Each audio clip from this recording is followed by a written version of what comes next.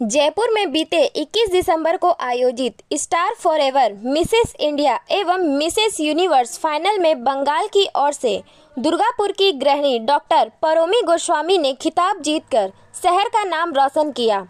आयोजन संस्था ने उन्हें इस खिताब से सम्मानित करने के बाद anti corruption foundation of India का नेशनल ब्रांड एम्बेसडर के पद से भी सम्मानित किया।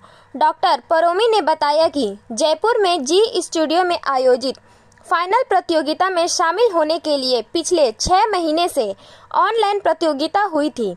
कड़ी मेहनत के बाद सिटी फाइनल जीतने के बाद उन्होंने जयपुर में जी स्टूडियो में फाइनल प्रतियोगिता में अवसर मिला था, जहां उन्होंने पश्चिम बंगाल का प्रतिनिधित्व किया और जीत हासिल की। उन्होंने बताया कि गृहिणी होने के साथ साथ जिंदगी में लक्ष्य को प्राप्त करने के लिए जीवन में कड़ी मेहनत कर कई बड़ी सफलताएं हासिल की है। समाज में हो रही महिलाएं उत्पीड़न सहित अपराध रोकने के लिए बचपन से ही तत्पर रहती थी।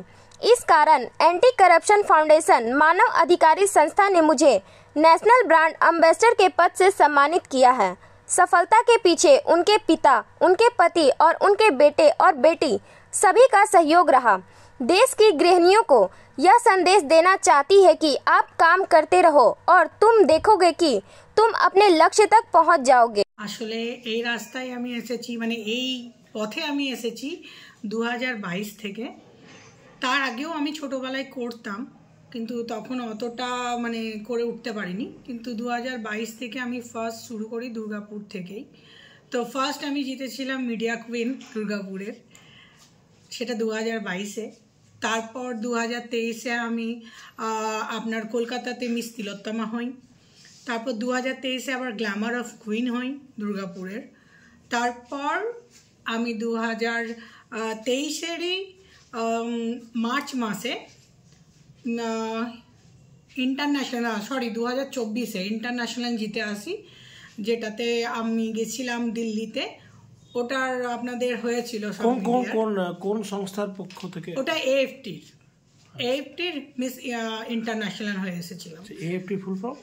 এএফটির হচ্ছে ওদের আলুয়ার ম্যাগাজিন বলে একটা কোম্পানি আছে, সেই কোম্পানির এটা হয়েছিল। তারপর আবার অনলাইনে আমি একটা রেজিস্ট্রেশন ফিল আপ করি, যেটা স্টার ফরএভার মিসেস ইন্ডিয়া। তো সেটাও হয় 2024-এর আগস্ট মাস থেকে।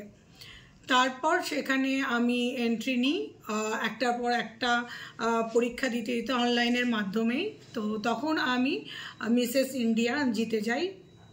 ওটাতেও খুব আনন্দ হয়। প্রশিক্ষণ যেটা গ্রুমিং এর কার থেকে নিয়েছেন বা কিভাবে করলেন? প্রশিক্ষণ দেখুন, আমি না ছোটবেলা থেকেই টিভি দেখে, এখন ইউটিউব থেকে আমি প্রশিক্ষণ কারোর কাছেও নিইনি।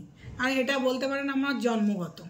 আমি নাচ শিখেছি, আমি মমতা শঙ্করের অ্যাজ এ ব্যালে গ্রুপের আমি মেম্বার। অনেকদিন আগেই নাচ শিখতাম, গানও গেয়েছি, কিন্তু মডেলিং, র্যাম্প ওয়াক কোনোদিনও আমি করিনি। আর এটা আমার কারো কাছে আমি শিক্ষাও নিইনি। এটা আমি নিজে নিজে একটার পর একটা করতে করতে আমি আজকে এই জায়গায় এসে দাঁড়িয়েছি। তারপর মিসেস ইন্ডিয়া যখন আমি জিতে যাই, তখন ক্রাউন আমাকে পড়েছিল আমাদের কবি দত্ত, যিনি হচ্ছেন আমাদের দুর্গাপুরের এডিটির চেয়ারম্যান।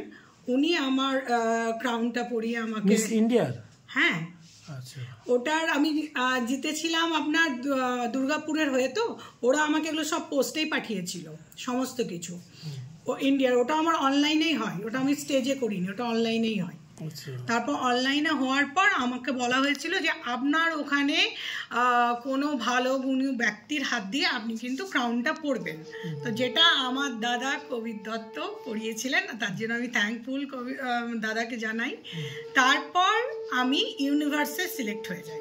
এটা কি অনলাইনে? হ্যাঁ, ইউনিভার্সে যখন আমি সিলেক্ট হয়ে যাই তখন ওটা অনলাইনেই হই, কিন্তু ওটার ফাইনাল ছিল জয়পুরে।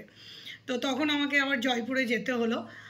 যাওয়ার আগে আমাদের সভাপতি নরেন চক্রবর্তীর কাছে আমি আশীর্বাদ নিয়ে আসি। উনি আমার সম্পর্কে কাকুও হন। ওনার কাছে আশীর্বাদ নিয়ে আসি, দাদার কাছে যাই, আশীর্বাদ নিয়ে আসি। তারপর আমি ওখানে যাই। তো যা হোক, আপনাদের সবারই আশীর্বাদ দিয়ে আজকে আমি জয়ী হয়ে এসেছি। दुर्गापुर से निमाय दास की रिपोर्ट, पीवीटीवी न्यूज़। नियमित अपडेट एवं दुनिया भर की ताज़ा खबरों के लिए हमारे फेसबुक पेज को फॉलो एवं यूट्यूब चैनल को सब्सक्राइब करें।